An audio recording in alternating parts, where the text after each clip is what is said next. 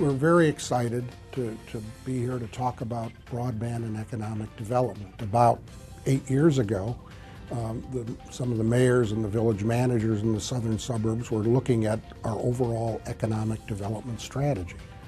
And traditionally you think of water, sewer, gas, and electric.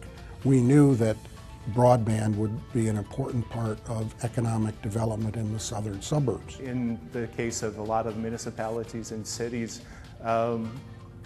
their ability to implement efficient government applications, things that allowed them to govern better, were inhibited by a basic lack of broadband connectivity.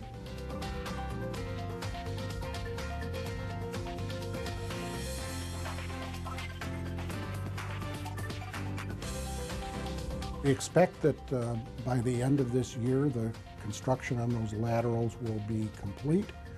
And then at that point, it's our anticipation that the South Suburban Mayors and Managers Association will turn over the project to a new not-for-profit called the Chicago Southland Fiber Network.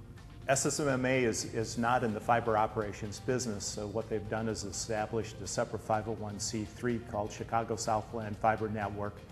That separate 501c3 or not-for-profit will maintain, operate, and market the fiber network to business and public sector institutions across the region. One of our major targets are community colleges such as South Suburban College, Prairie State eventually, Governor State University. I-57 has already been installed with the fiber optic, and it's helping the college tremendously. There's endless potential to what this can mean for institutions of education at all levels. I've been visiting the industrial park and building relationships with them, and the various things and specialties that they have, they've been showing that all students will have some type of internship with them. So, like I said, the partnership goes as a triangle with Governor State, Industrial Park, Village and University Park.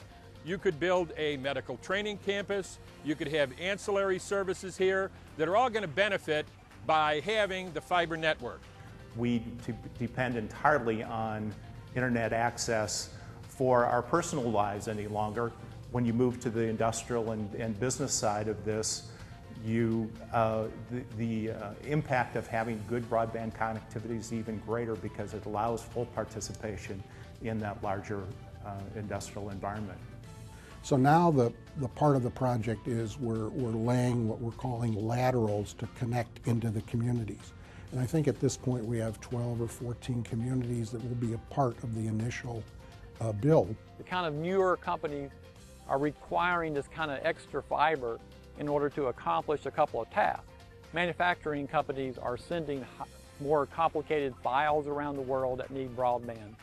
Distribution companies are requiring that a lot of video capacity be available in order to be able to, and in many cases, videotape every touch of a package.